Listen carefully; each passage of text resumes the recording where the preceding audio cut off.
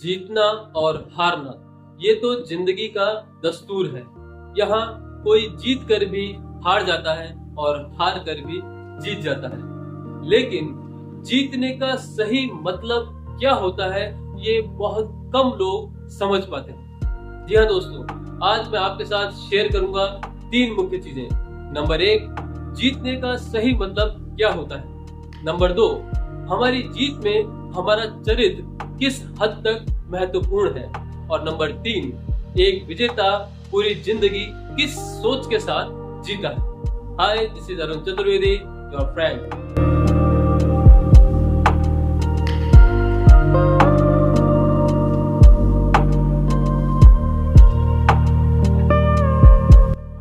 जीतना एक घटना है और विजेता होना एक भावना है। आप अपनी जीत को ईमानदारी से भी हासिल कर सकते हैं और बेईमानी से भी, लेकिन एक विजेता वही होता है जो जीत को अपने सिद्धांतों के तराजू पर तोलता है। अगर जीतना एकमात्र उद्देश्य बन जाए, चाहे वो जीत कैसे भी हासिल की गई हो, तो वो इंसान उस अंदरूनी खुशी से वंचित रह जाता है जो एक अच्छा काम करने से पैदा होती है।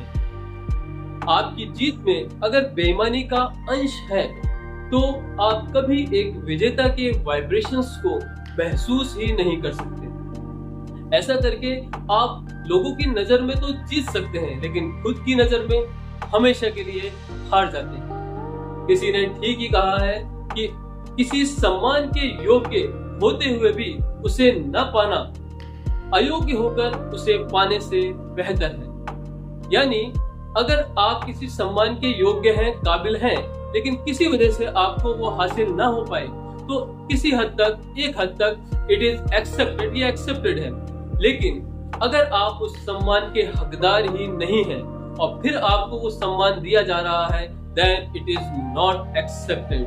तब ये बहुत गलत है। जीतने से ज्यादा जरूरी है इज्जत और सम्मान के साथ जीतना और उस जीत के काबिल होना।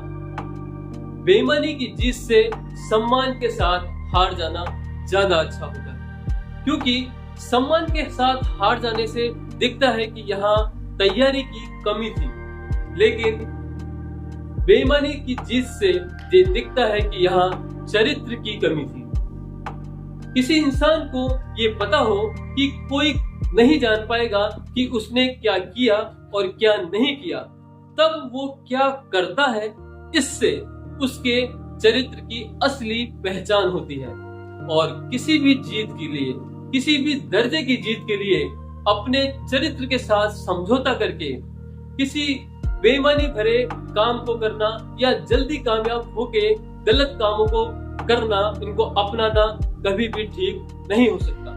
क्योंकि ऐसा करके आप कोई ट्रॉफी तो हासिल कर सकते हैं, लेकिन अगर उस जीत में सच्चाई नहीं है तो वो जीत आपके दिल को अंदरूनी खुशी कभी नहीं देगी। क्योंकि एक ट्रॉफी जीतने से ज्यादा अच्छा है एक अच्छा इंसान होना। आइए इसे एक छोटी सी घटना से समझने की कोशिश करते हैं। 5 दोस्तों का एक ग्रुप था। उन 5 दोस्तों को एक दिन शहर से बाहर किसी ऑर्गेनाइजेशन में इंटरव्यू देने के लिए जाना था। उन्हें सुबह 8 बजे की ट्रेन पकड़नी थी और उसके बाद शाम तक कोई ट्रेन नहीं थी। लेकिन इंटरव्यू की तैयारी की वजह से या ट्रैफिक की वजह से वो लोग स्टेशन पहुंचने में कुछ लेट हो गए। रिजर्वेशन की टिकट उनके हाथ में थी और वो लोग रिक्शे से उतरकर स्टेशन की तरफ भाग रहे थे। ट्रेन का टाइम लगभग होने ही वाला था, लेकिन वो लोग प्रार्थना कर रहे थे कि काश वो टाइम पर पहुंच जाए, लेकिन ट्रेन एकदम टाइम पर थी।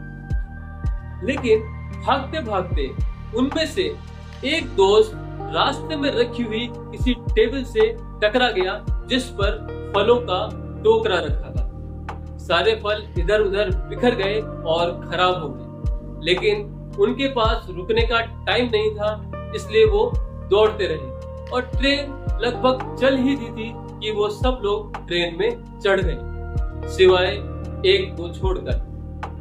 जी हाँ, उनमें से एक दोस्त स्टेशन तक ट्रेन तक पहुंचा तो सही, लेकिन उसमें चढ़ा नहीं। वो उन बाकी दोस्तों को उसने वहीं से बाइक किया और वापस लौट आया। और वापस आकर उसने जो देखा तब उसे महसूस हुआ कि उसने वापस आकर बहुत ठीक किया। उसने उस गिरी हुई टेबल के पास जाकर देखा, वहां एक 10 साल की अंधी बच्ची बैठी हुई थी। वो बच्ची फल बेचकर अपनी रोजी रोटी चलाती थी। उसने उस बच्ची से कहा कि तुम्हारा बहुत नुकसान हो गया है। उस लड़के ने जेब से 500 रुपए निकाले और उस लड़की को, उस बच्ची को दिए और उससे कहा कि इससे तुम्हारा नुकसान पूरा हो जाएगा। और ये कहकर वो वहां से जाने लगा। वो अंधी बच्ची ये सब देख तो नहीं सकी, लेकिन उसने उस लड़के के वापस जाते हुए कदमों की कम होती हुई आवाज को सुनकर जोर से चिल्लाया, जोर से आवाज दी, क्या आप भगवान हैं? दोस्तों, क्या वो लड़का विजेता नहीं था? यकीनन वो विजेता ही था। कोई बिना मेडल के भी विजेता हो सकता है और कोई मेडल जीतने के बाद भी हारा हुआ हो सकता है। एक विजेता हमेशा इस सोच के साथ जीता है कि ये उसके जीवन का आखिरी दिन है, क्योंकि इसमें से कोई एक दिन हमारा आखिरी दिन होगा और हम ये नहीं जानते कि वो दिन कब होगा। एक विजेता अपने साथी और विपक्षी खिलाड़ियों दोनों को पूरा सम्मान देता है। एक विजेता ये जानता है कि कामयाबी अकेले हासिल नहीं की जा सकती। किसी भी कामयाबी को हासिल करने में उसके शिक्षक, उसके माँ बाप, उसके फैंस, उसके एडवाइजर और न जाने कितने ही लोगों का हाथ होता है।